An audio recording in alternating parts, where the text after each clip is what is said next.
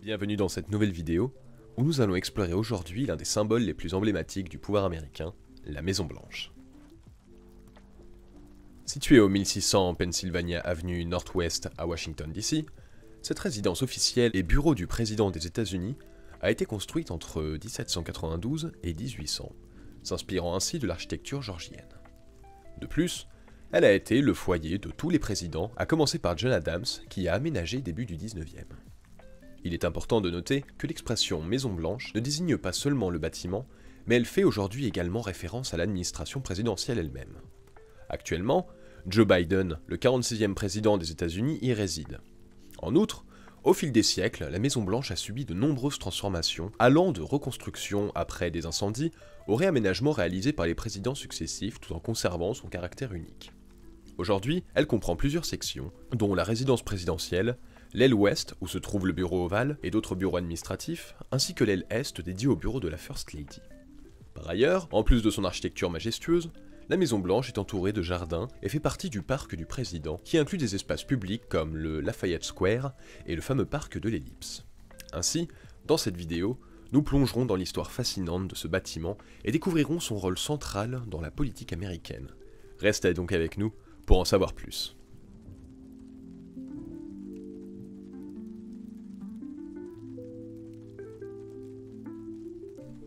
Avant tout, après avoir posé le décor de notre vidéo, il est essentiel d'explorer les origines de ce bâtiment emblématique et les étapes qui ont conduit à sa construction. En effet, après son investiture en avril 1789, le président George Washington commence son mandat en s'installant dans deux hôtels particuliers à New York. Tout d'abord, il réside au Samuel Osgood Mansion, situé au 3 Cherry Street, et ce jusqu'en février 1790. Ensuite, il déménage à l'Alexander Montcalm Mansion, au 3941 Broadway, où il y reste jusqu'en août 1790. Pendant ce temps, une loi fédérale adoptée en juillet 1790, connue sous le nom de Residence Act, désigne Philadelphie comme capitale provisoire pour une durée de 10 ans. Ce délai a été fixé pour permettre la construction de la nouvelle capitale fédérale qui sera plus tard nommée Washington. Ainsi, Philadelphie loue l'hôtel particulier de Robert Morris, situé au 190 High Street, aujourd'hui au 524-30 Market Street, pour devenir la résidence officielle du président Washington. Parallèlement à cela, l'État de Pennsylvanie se met à construire un palais présidentiel à quelques pâtés de maison, espérant que Philadelphie soit finalement choisie comme capitale fédérale permanente. George Washington occupe donc l'hôtel de Market Street de novembre 1790 à mars 1797, y apportant des modifications significatives qui influenceront d'ailleurs le style de la future Maison Blanche. De plus, le président John Adams décide également de s'installer dans cet hôtel, après avoir refusé de prendre possession du palais présidentiel, qui sera finalement acheté par l'Université de Pennsylvanie. Ainsi, après avoir exploré les premières résidences présidentielles, intéressons-nous maintenant à la naissance de la nouvelle capitale de la République et aux événements qui ont conduit à la construction de notre fameuse Maison Blanche. La nouvelle capitale de la jeune République américaine est en effet située sur un terrain cédé par les États de Virginie et du Maryland. En conséquence, ces États ont transféré la propriété de ce terrain au gouvernement fédéral suite à un compromis conclu avec le président George Washington. Par la suite, le Congrès a chargé les commissaires du district de Columbia de superviser la construction de cette nouvelle ville sous la direction du président. De plus, pour désigner l'architecte de la Maison Blanche, un concours a été organisé mettant en compétition 9 propositions dont l'une a été soumise anonymement par Thomas Jefferson. Et c'est le 16 juillet 1792 que le président Washington s'est rendu sur le site en compagnie de l'urbaniste Pierre-Charles L'Enfant afin d'examiner les projets. D'après les registres, le processus de sélection des différents projets a été relativement rapide, et le choix s'est finalement porté sur le design de James Hoban, un architecte irlandais de Charleston. Cependant, la majorité des autres propositions architecturales étaient considérées comme maladroites et naïves, et elles ont donc été toutes refusées. En outre, Washington n'était pas totalement convaincu par le projet initial d'Hoban, car il estimait que le bâtiment était trop petit, manquant d'ornementation, et ne serait pas à la hauteur des attentes d'un chef d'État. Suite à ces recommandations, la Maison Blanche a donc été agrandie de près de 30%, et un grand hall de réception connu aujourd'hui sous le nom de East Room y fut ajouté. Enfin, il est probable que la construction de ce hall s'inspire de la grande salle de réception de Mount Vernon. Pour mieux comprendre l'inspiration architecturale de la Maison Blanche, il est essentiel d'explorer les influences classiques qui ont façonné sa conception. À première vue, le bâtiment est d'inspiration classique, et les sources de cette inspiration peuvent être retracées directement ou indirectement jusqu'à l'architecte romain Vitruve, ainsi qu'à Andrea Palladio, un architecte italien de la Renaissance qui a eu une influence considérable sur l'architecture occidentale. De plus, le bâtiment dessiné par James Hoban s'inspire largement des 2 premiers étages de Leicester House, un palais ducal situé à Dublin et qui est désormais le siège de la chambre basse du Parlement irlandais. Ainsi, beaucoup d'autres bastides irlandaises de l'époque georgienne sont également considérées comme des sources probables d'inspiration pour la façade sud en arc de cercle, ainsi que pour les détails d'intérieur tels que les anciennes niches de la Blue Room par exemple. Bien qu'aucun document ne prouve formellement ces influences, elles sont officiellement mentionnées dans le guide de la Maison Blanche et dans des publications de l'association historique de cette dernière. Le premier guide officiel de la Maison Blanche, publié en 1962, évoque un lien entre le plan d'Auban pour le portique sud et le château de Rastignac, une demeure néoclassique située à la Bachellerie, en Dordogne. Ce château, construit entre 1812 et 1817 sur la base des plans antérieurs de la maison carrée d'Arlac, dans la banlieue de Bordeaux, a suscité des débats quant à son lien avec la Maison Blanche, étant donné qu'Auban n'a jamais visité la France. Cependant, il est avéré que Thomas Jefferson a visité l'école spéciale d'architecture de Bordeaux en 1789, où il a découvert le croquis de Mathurin Sala, l'architecte donc du château de Rastignac. À son retour aux États-Unis, Jefferson a partagé ses découvertes avec Washington, Auban et Benjamin-Henri Latrobe. Il convient de noter l'hôtel de Salm, construit de 1782 à 1787 à Paris, par l'architecte Pierre Rousseau, qui est aujourd'hui le palais de la Légion d'honneur, et que Thomas Jefferson avait connu lors de son mandat en tant qu'ambassadeur à Paris. Après avoir donc exploré les influences architecturales plausibles qui ont donc façonné le design de la Maison Blanche, tournons-nous vers les débuts de sa construction. C'est le 13 octobre 1792 que la pose de la première pierre est faite, bien que cet événement n'ait pas officiellement été marqué par une cérémonie. Ce moment crucial a été inscrit dans les annales par le journal du commissaire chargé de la construction du district de Columbia. Il est à noter que les fondations de ce monument emblématique ont été réalisées par des esclaves. Effectivement, en raison de la proximité des États esclavagistes de Virginie et du Maryland, les choix de main-d'œuvre dans cette région peu peuplée ont été fortement influencés. Les responsables de la construction se sont alors tournés vers des Afro-Américains, qu'ils soient esclaves ou libres, pour constituer la principale force de travail, non seulement de la Maison Blanche, mais aussi d'autres bâtiments gouvernementaux tels que le Capitole. Par ailleurs, il est essentiel de souligner que de nombreux travaux ont également été réalisés par des immigrants européens, souvent sans nationalité américaine à l'époque. Ainsi, la construction s'est étalée sur 8 années avec un coût total de 232 371 $ et 83 cents américains, ce qui correspondrait aujourd'hui à environ 2,4 millions de dollars actuels. La Maison Blanche a vu son premier résident, le président John Adams, s'y installer dès le 1er novembre 1800, alors que les travaux n'étaient même pas encore terminés. Une fois la construction achevée, le grès poreux a été enduit d'un mélange de chaux, de colle, de caséine et de plomb, lui donnant ainsi sa couleur emblématique et donc le nom que nous connaissons tous aujourd'hui. Ayant vu ensemble la construction de cet édifice emblématique et les divers aspects de son développement, tournons-nous maintenant vers l'évolution des appellations de la Maison Blanche au fil des années. À l'origine, cette demeure était désignée sous le nom de palais présidentiel ou manoir présidentiel. Dolley Madison, l'épouse du président Madison donc, avait pour habitude de l'appeler le château du président. Il est intéressant de noter que le terme de Maison Blanche n'est apparu qu'en 1811. Toutefois, durant la guerre de 1812, le bâtiment a subi des dégâts considérables en raison d'incendies, ce qui a donné naissance à un mythe selon lequel le nom Maison Blanche proviendrait de la peinture blanche utilisée pour sa reconstruction. Par ailleurs, le terme de manoir exécutif fut fréquemment utilisé dans des contextes officiels jusqu'à ce que le président Theodore Roosevelt décide en 1901 d'adopter le nom formel de Maison Blanche Washington sur l'entête de son papier à lettres.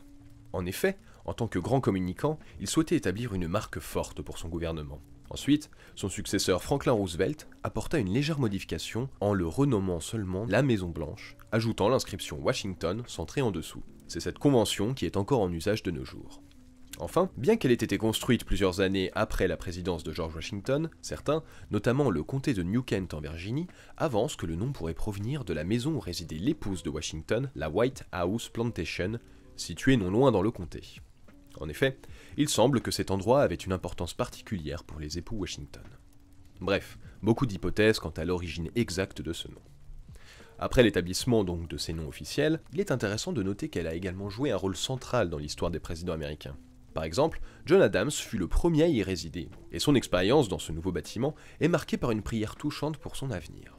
« Je prie le ciel d'accorder sa meilleure bénédiction à cette maison et à tous ceux qui l'habiteront dans l'avenir. Puisse-t-il que seuls des hommes honnêtes et sages règnent sous ce toit. Cette prière a même été gravée sur les rideaux de la salle à manger d'État par Franklin Delano Roosevelt. Cependant, Adams n'a séjourné que brièvement dans cette résidence avant que Thomas Jefferson y emménage à son tour. Jefferson, quant à lui, désireux d'apporter des améliorations à la Maison-Blanche, a collaboré avec l'architecte Benjamin Henry Latrobe pour concevoir les plans des colonnades Est et Ouest qui permettent de préserver l'intimité des activités domestiques. Aujourd'hui, ces vestibules de Jefferson relient la résidence principale aux ailes Est et Ouest. À l'origine, le vestibule occidental de Jefferson, visible sur une gravure du XIXe siècle, menait à une étable et à une blanchisserie. Il a ensuite été transformé en piscine pour Franklin Roosevelt et plus tard en salle de conférence de presse sous la présidence de Richard Nixon.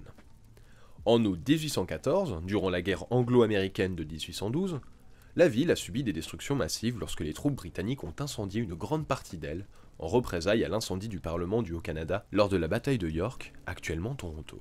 La Maison-Blanche a été gravement endommagée, seuls les murs extérieurs ayant survécu à cet incendie.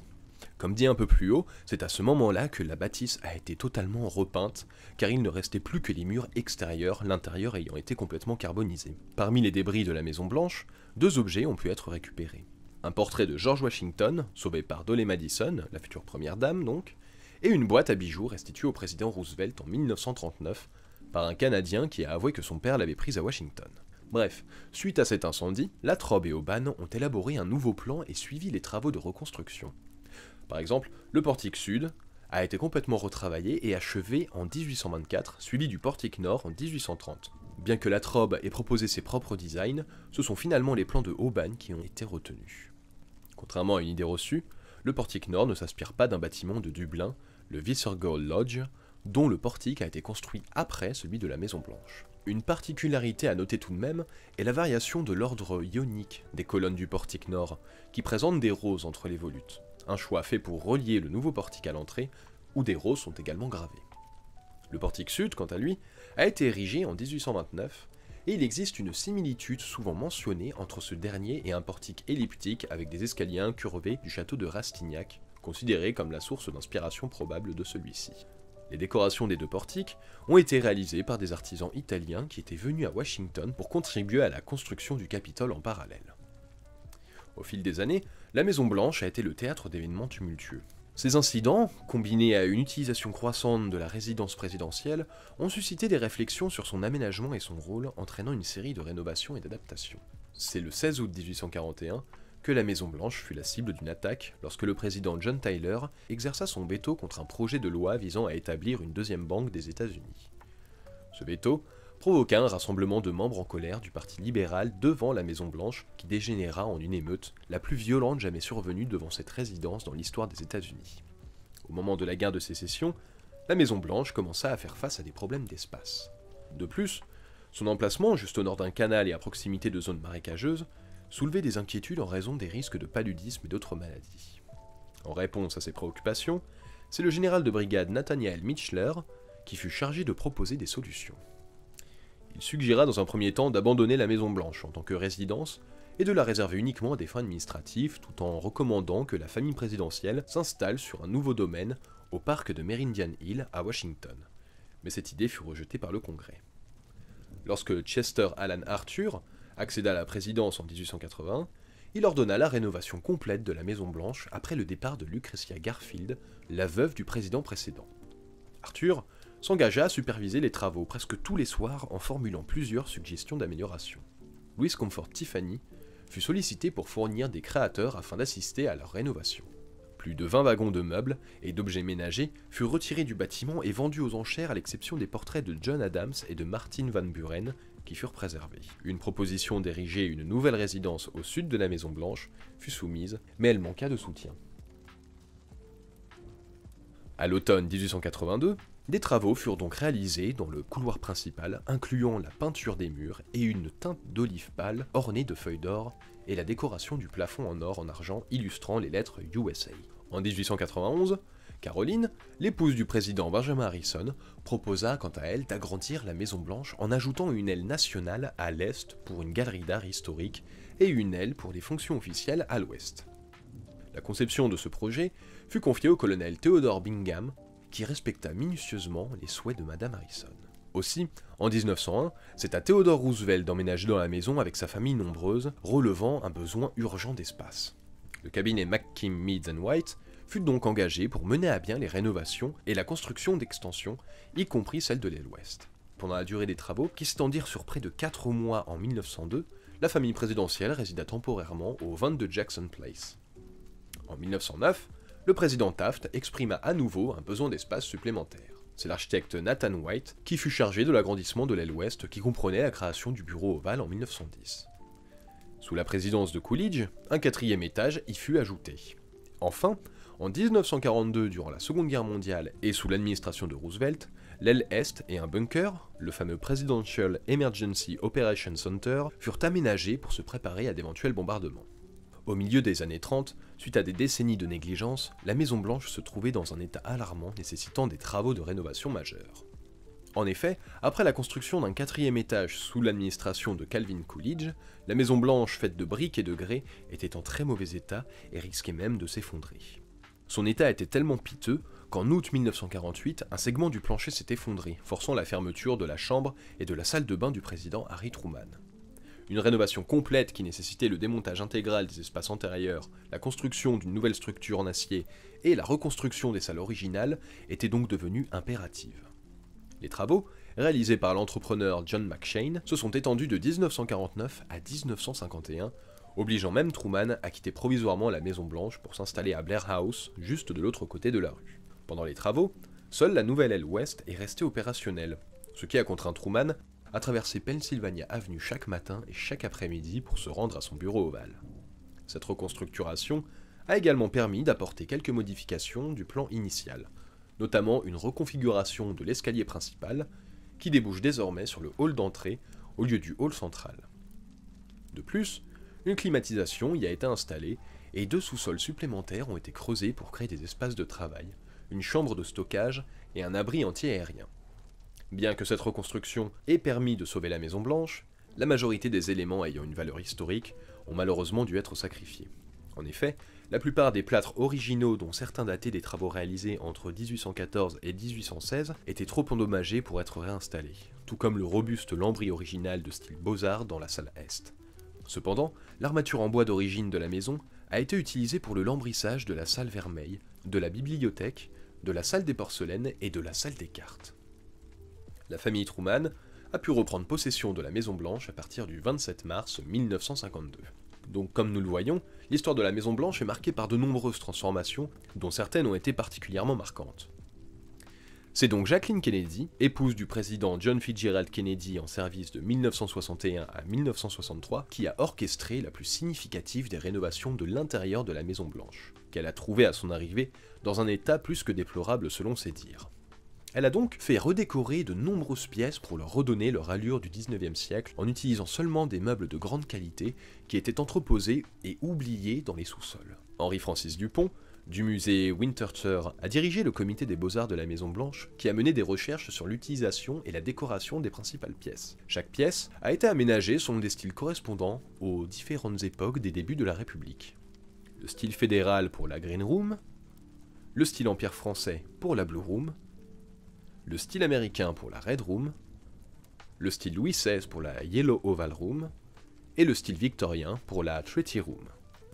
Des meubles anciens, des tissus et des objets décoratifs ont donc été acquis, basés sur des documents historiques. De nombreuses antiquités, peintures et autres améliorations de cette période proviennent de généreux donataires dont la famille Engelhard, Weitzmann et Oppenheimer. C'est aussi à cette époque que le bureau du conservateur de la Maison-Blanche a été créé. La restauration sous Kennedy a permis de redonner à la Maison-Blanche son éclat d'antan, rappelant l'intérêt des présidents Madison et Monroe pour la France.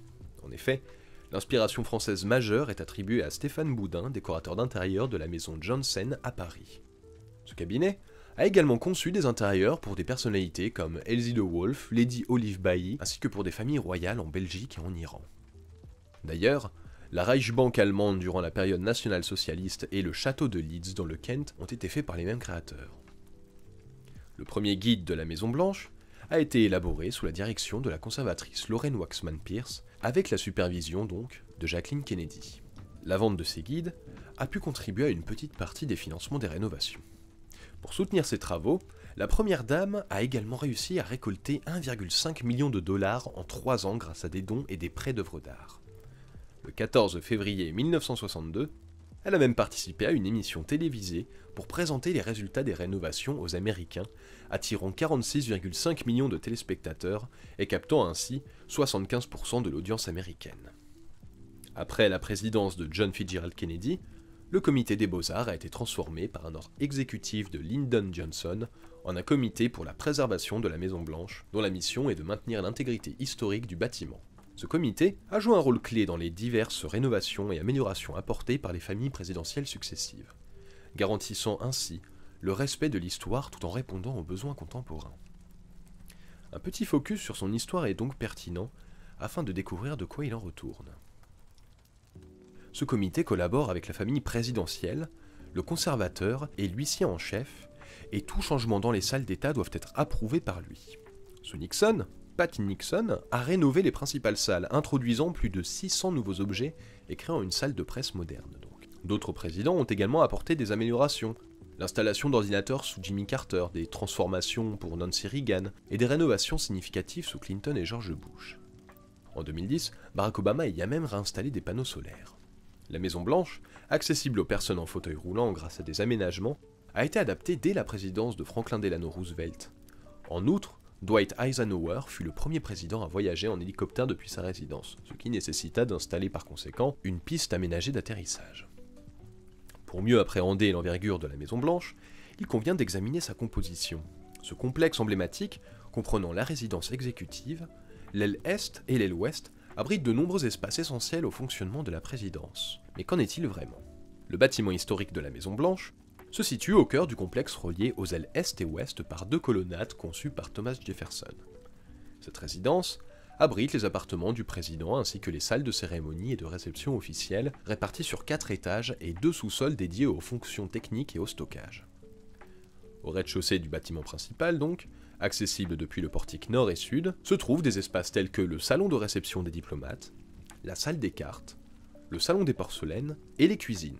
Ce niveau a été agrandi lors de la rénovation de Truman, permettant l'ajout d'ateliers et même d'une piste de bowling. Le premier étage, ou appelé State Floor, sert de lieu de réception avec des pièces comme le hall d'entrée, le grand escalier, le salon Est et la salle à manger d'État, offrant un accès direct au portique nord et au balcon sud. Le deuxième étage est réservé à la famille présidentielle, comprenant des espaces tels que le salon ovale jaune, la chambre du président et la chambre de Lincoln, avec un accès au balcon Truman, ajouté donc sous la présidence de Truman. Enfin, le troisième étage, initialement destiné au personnel, a été transformé en un espace de détente pour la famille présidentielle, incluant des chambres, une cuisine privée et plusieurs pièces récréatives. Après donc avoir exploré la structure principale et les fonctions de la résidence exécutive, il est essentiel de se pencher sur l'aile ouest et est du bâtiment, qui abrite des espaces cruciaux pour le fonctionnement du gouvernement et la médiation avec le public. Ainsi, l'aile ouest, ou West Wing, est un espace essentiel de la Maison-Blanche, car il abrite le bureau du président, ainsi que ceux de près de 50 de ses principaux collaborateurs. Tandis que le reste de l'équipe présidentielle se trouve principalement dans un bâtiment adjacent, le Old Executive Office Building, désormais connu sous le nom d'Eisenhower Executive Office Building. En termes d'aménagement, l'aile ouest comprend un rez-de-chaussée, où se situent des pièces majeures comme le bureau ovale et le cabinet room, ainsi qu'un petit étage qui ne couvre ni le bureau ovale, ni le cabinet room, et un sous-sol abritant la Situation Room. Construite à l'origine pour le président Theodore Roosevelt en 1902, l'aile ouest fut, comme dit plus haut, le résultat d'un besoin croissant d'espace pour le président et son personnel qui auparavant occupaient le deuxième étage de la résidence principale. En effet, avec 6 enfants et son personnel, Theodore Roosevelt se sentait à l'étroit, et c'est là qu'il décida d'ériger ses ailes à l'emplacement des anciennes serres de la Maison-Blanche. Reliée au bâtiment principal par une colonnade prolongée depuis l'époque de Thomas Jefferson, cette construction était initialement prévue comme temporaire. À cette période, le bureau du président se trouvait dans une pièce carrée occupant l'emplacement de l'actuel Roosevelt Room. Cela a marqué un changement d'affectation pour le bâtiment principal, désormais principalement consacré à des chambres et les salons de réception, tandis que les ailes accueilleraient les bureaux. En 1909, c'est le président William Howard Taft qui transforma et agrandit l'aile ouest, modifiant également l'intérieur du bureau présidentiel.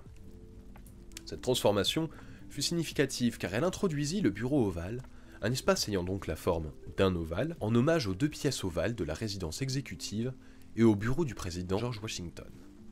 Ainsi, cette nouvelle conception symbolisait également la démocratie américaine de l'époque. Malheureusement, le 24 décembre 1929, la veille de Noël, un incendie endommagea partiellement l'aile. Lorsque Franklin Delano Roosevelt prit ses fonctions en 1933, il initia une vaste reconstruction, donc établissant un nouveau bureau ovale.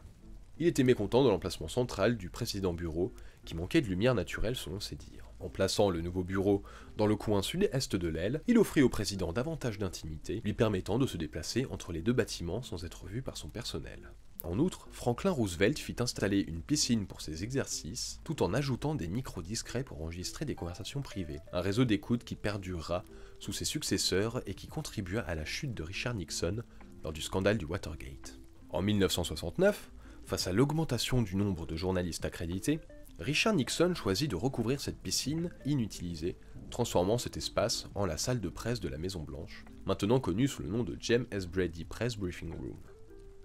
Cette salle a été modernisée en 2007, intégrant des technologies avancées pour un coût d'environ 8 millions de dollars.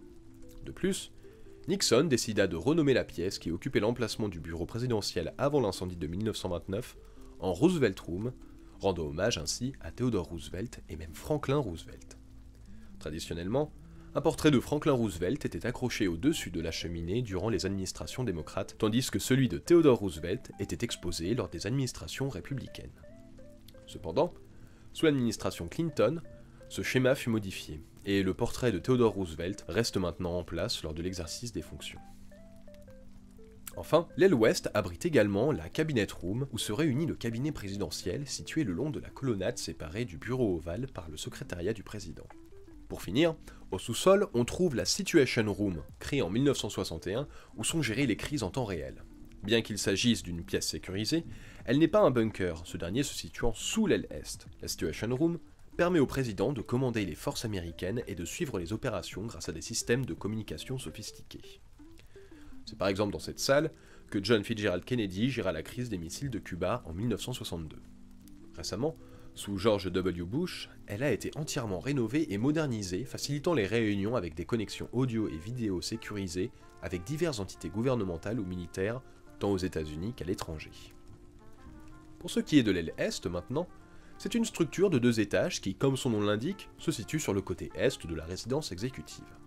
Cette aile a une histoire riche, débutant avec la première version, construite en 1902 sous Theodore Roosevelt, et à l'époque, elle servait d'entrée publique à la Maison-Blanche, se composant principalement d'un hall et d'un couloir menant à la résidence, le tout étant bordé par un vaste vestiaire. Cependant, l'aile Est telle que nous la connaissons aujourd'hui a été érigée en 1942, toujours sous la présidence de Franklin Roosevelt. Cette construction avait pour objectif principal de dissimuler l'abri antiaérien récemment aménagé en dessous qui est devenu le centre d'opération présidentiel.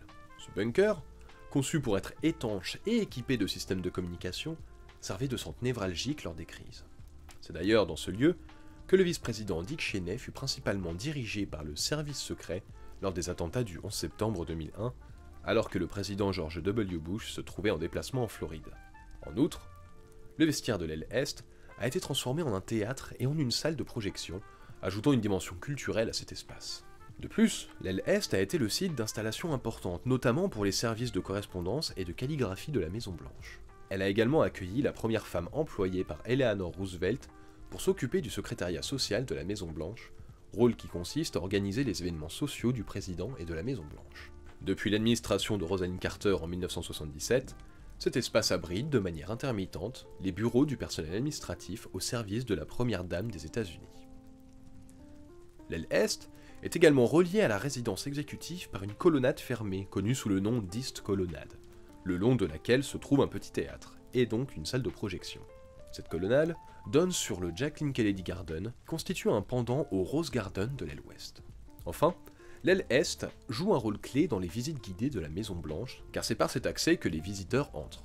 Ils accèdent ainsi à un lobby, où sont exposés les portraits des présidents et des premières dames, avant de traverser la Garden Room et de longer la colonnade Est jusqu'au foyer des visiteurs.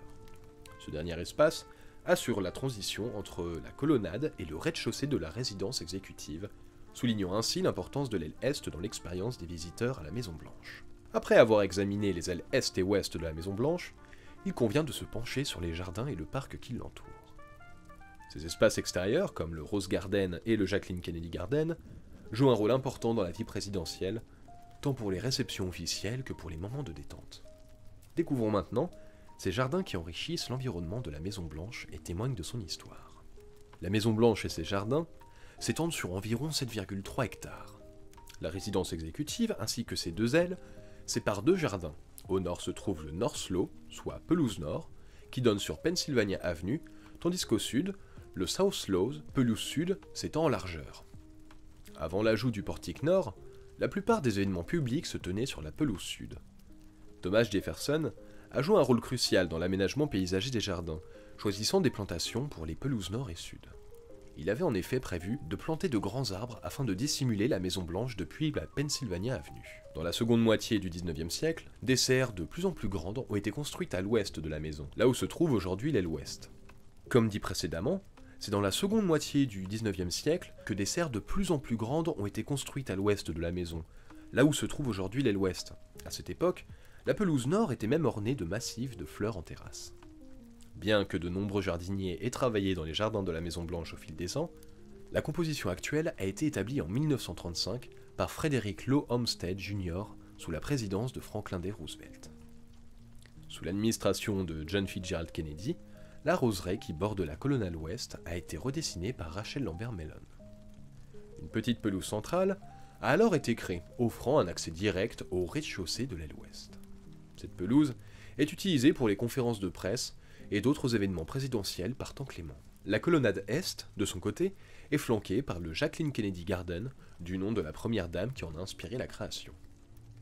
En juin 2006, un orme d'Amérique centenaire a été déraciné lors d'une tempête sur la côte est des États-Unis. Cet arbre ayant été planté entre 1902 et 1906 sous l'administration de Theodore Roosevelt. Cet orme figure même au verso des billets de 20 $ américains. Les jardins abritent également d'anciens magnolias à grandes fleurs plantés respectivement par John Adams et Andrew Jackson. La grande pelouse sud s'étend devant la Maison Blanche jusqu'à l'Ellipse, un parc public situé entre la Maison Blanche et le National Mall. Bordée d'arbres, cette pelouse était ouverte au public jusqu'à la Seconde Guerre mondiale, mais fait désormais partie de l'enceinte de la Maison Blanche. Elle sert d'emplacement pour des événements officiels tels que les cérémonies d'arrivée lors des visites d'État ou des événements festifs comme la traditionnelle course aux œufs de Pâques, la fameuse Easter Eggs Roll. Une route en ellipse traverse même la pelouse centrale, servant de piste d'atterrissage parfois pour Marine One, l'hélicoptère présidentiel. Cette route en ellipse est également bordée d'une piste de jogging installée sous l'administration Clinton. On trouve un putting green sur le côté de la pelouse centrale, près de l'aile ouest. De plus, à l'ouest de cette route, se situe une piscine extérieure, anciennement la piscine couverte créée sous Franklin Roosevelt, ainsi qu'un terrain de tennis et de basket, et un petit jardin d'enfants. Après avoir découvert ensemble les différents espaces de la Maison Blanche, il est pertinent de s'attarder sur le protocole de sécurité de ce bâtiment hautement officiel. En effet, la sécurité de la Maison Blanche est primordiale, tant pour protéger le président que pour garantir la sécurité des événements qui s'y déroulent. À savoir que la Maison Blanche est l'un des rares palais gouvernementaux dans le monde à être régulièrement ouvert au public. Conçue à l'origine comme une résidence accessible au peuple, l'entrée de la Maison Blanche a longtemps été relativement libre. Cependant, face à l'évolution des menaces, des mesures de sécurité ont été considérablement renforcées. En plus d'une zone de protection aérienne sur Washington, le périmètre clôturé entourant la Maison Blanche est élargi pour inclure le hall d'Executive Office Building à l'ouest, ainsi que le bâtiment du Trésor et sa rue à l'est. Suite à l'attentat d'Oklahoma City en 1995, la portion de Pennsylvania Avenue longeant le nord de la Maison Blanche a été fermée à la circulation automobile à partir du 20 mai 1995. Cette fermeture s'étendait de l'est du parc Lafayette jusqu'à la 17e rue et a été ultérieurement élargie jusqu'à la 15e rue. De plus, East Executive Drive, qui séparait l'est de la Maison Blanche du bâtiment du département du Trésor, a été fermé au public, ce qui a impacté l'accès des visiteurs pour les visites guidées. La sécurité du complexe de la Maison Blanche est assurée par le Secret Service et l'United States Park Police. La Maison Blanche, malgré les préoccupations croissantes en matière de sécurité, a maintenu une tradition d'ouverture au public depuis son inauguration. Pour terminer sur une note plus légère, il n'y a pas que les présidents et leurs familles qui sont appelés à habiter à la Maison Blanche. Depuis l'arrivée de John Adams, le premier président à occuper la Maison Blanche en 1800, tous les présidents à l'exception de Chester Alan Arthur, donc de 1880 à 1885, et de Donald Trump, ont eu des animaux de compagnie dans la résidence présidentielle. Theodore Roosevelt, au début du XXe siècle, est probablement celui qui en possédait le plus, avec un éventail d'animaux comprenant des ours, des lézards, des cochons, des blaireaux, des poules, des perroquets, des cochons d'Inde, ainsi qu'une multitude de chiens et de chats. De son côté, William Howard Taft, de 1909 à 1913, avait une vache nommée Pauline qui lui fournissait du lait tout au long de son mandat. Les animaux de compagnie vivant à la Maison-Blanche ont rapidement attiré l'attention des médias et sont devenus connus du grand public, contribuant ainsi à la mythologie entourant ce lieu emblématique. Parmi les animaux les plus célèbres, on peut citer Fala, le Scottish Terrier de Franklin D. Roosevelt, ou encore Punchinka, la fille de la chienne astronaute soviétique Strelka, offerte en signe de paix par Nikita Khrouchtchev à John Fitzgerald Kennedy, ainsi que Barney, le Scottish Terrier de George W. Bush, dont le site internet de la Maison-Blanche consacra régulièrement des pages avec des informations, des photos et des vidéos. Enfin, l'arrivée du premier chien de la famille Obama, un chien d'eau portugais nommé Beau, a suscité un engouement médiatique considérable et un fort buzz sur internet. Pour conclure sur une note plus insolite, une anecdote marquante de la présidence d'Obama illustre parfaitement son engagement envers une alimentation saine et durable. En mars 2009, Michelle Obama a introduit un potager sur la pelouse sud de la Maison-Blanche, une initiative disparue depuis l'époque de Franklin D. Roosevelt. Elle a également installé une ruche pour produire son propre miel. De son côté, Barack Obama a fait brasser une bière nommée White House Honey Ale, préparée avec le miel récolté dans ces fameuses ruches. Fait amusant, pendant sa campagne pour sa réélection, il a même partagé la recette de cette bière, soulignant ainsi l'importance de l'agriculture durable et des initiatives locales au sein de la Maison-Blanche et par extension des États-Unis. Alors que nous concluons notre voyage à travers l'histoire de la Maison-Blanche, il est impossible de ne pas ressentir l'impact puissant de ce bâtiment sur le destin des États-Unis. Chaque président, chaque visiteur et chaque événement marquant a contribué à tisser une riche tapisserie d'histoire qui façonne encore cette nation. La Maison-Blanche est le reflet des espoirs, des défis et des rêves d'un peuple. Un lieu où les décisions ont des répercussions sur le monde entier. En repensant aux récits inspirants et parfois émouvants qui ont pris vie ici, nous réalisons combien cet édifice est essentiel à notre patrimoine collectif.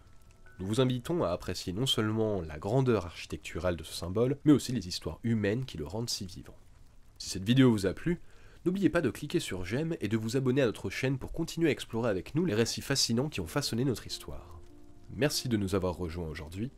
Ensemble, découvrons et célébrons l'héritage qui nous unit. Nous espérons que vous avez apprécié ce voyage à travers l'histoire de la Maison-Blanche, autant que nous avons aimé à le partager avec vous. Restez curieux et avides d'exploration sur les histoires qui nous entourent, et je vous dis à très bientôt pour de nouvelles découvertes.